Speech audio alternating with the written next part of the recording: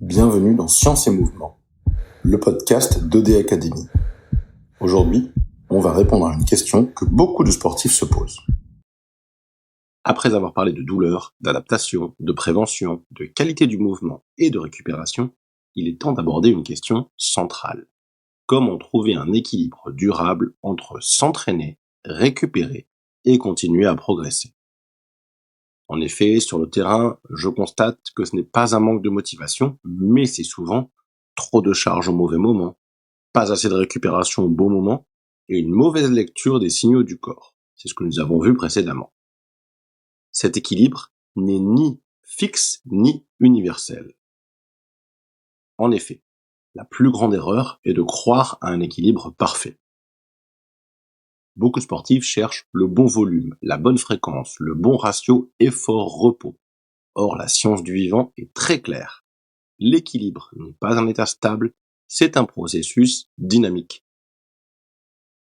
Le corps fonctionne en permanence par déséquilibre, adaptation et réajustement. Ce qui était équilibré il y a 6 mois n'est pas forcément aujourd'hui. Ce que dit la science de l'adaptation à long terme. Premièrement, la charge n'est jamais bonne ou mauvaise en soi. La charge devient problématique quand elle dépasse la capacité d'adaptation, elle est trop monotone ou elle n'est pas récupérée. Les modèles charge-récupération, par exemple les modèles que vous pourrez trouver sur internet de Gabet, montrent que ce n'est pas la charge absolue qui blesse, mais le déséquilibre entre charge appliquée et capacité du moment. Deuxièmement, l'adaptation dépend du contexte interne. Le même entraînement n'a pas le même impact selon le sommeil, le stress, l'alimentation, l'état hormonal et l'historique de blessure. Le corps ne réagit pas à ce que tu programmes, il réagit à ce que tu perçois. Voyons quelques exemples concrets de profils sportifs. Premier exemple, le triathlète amateur. Le triathlète, il cumule 3 disciplines. Des charges modérées mais fréquentes et peu de vraies coupures.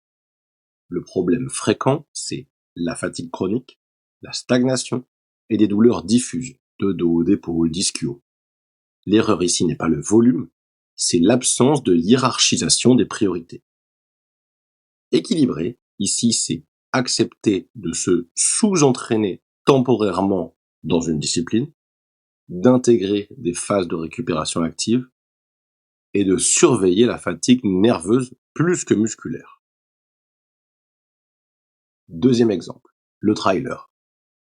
Le trailer encaisse des contraintes mécaniques élevées, de l'excentrique, c'est-à-dire de l'allongement du muscle, des volumes parfois importants. L'erreur classique est d'empiler les sorties longues, de négliger le renforcement et la récupération. L'équilibre passe ici par la gestion de la charge excentrique, la variabilité des terrains et des phases de décharge planifiées. Troisième exemple, une personne en perte de poids ou en reprise d'activité. La problématique ici est différente, car le corps n'a pas encore une grande tolérance à la charge. Il dépense beaucoup d'énergie pour chaque séance et il récupère lentement. L'erreur fréquente est de vouloir compenser le temps perdu. Pour équilibrer, ici, il faut progresser lentement, sécuriser les tissus et construire la récupération en même temps que l'effort. Cette fois-ci, traitons un point à part. C'est le féminin qui est au centre, c'est-à-dire adapter l'équilibre au corps féminin. C'est un point fondamental encore trop souvent ignoré. Je vous prends 2 exemples. Une femme sportive avec son cycle menstruel. Les variations hormonales influencent la récupération, la laxité ligamentaire, la fatigue et la perception de l'effort.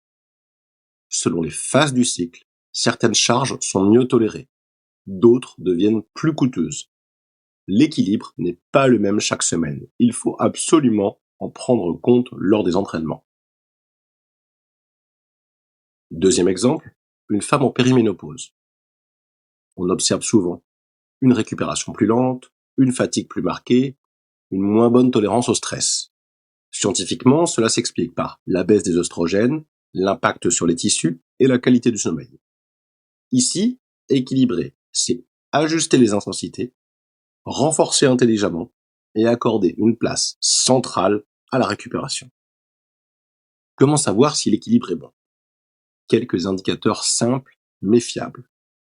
La qualité du sommeil, l'envie de s'entraîner, la fluidité du mouvement et la récupération entre les séances. Ce sont souvent les signaux indirects qui parlent le plus. Chez Aude Academy, on ne cherche pas des plans parfaits ou des ratios universels. On cherche à observer, à ajuster, à accompagner les évolutions du corps. L'équilibre n'est pas une formule, c'est une lecture intelligente du vivant. Ce qu'il faut absolument retenir. Premièrement, l'équilibre charge-récupération évolue en permanence. Deuxièmement, le contexte interne est tout aussi important que l'entraînement lui-même. Troisièmement, adapter, ce n'est pas régresser, c'est durer. Trouver l'équilibre, ce n'est pas en faire moins, c'est faire juste. Cette saison de Science et Mouvement avait un objectif précis.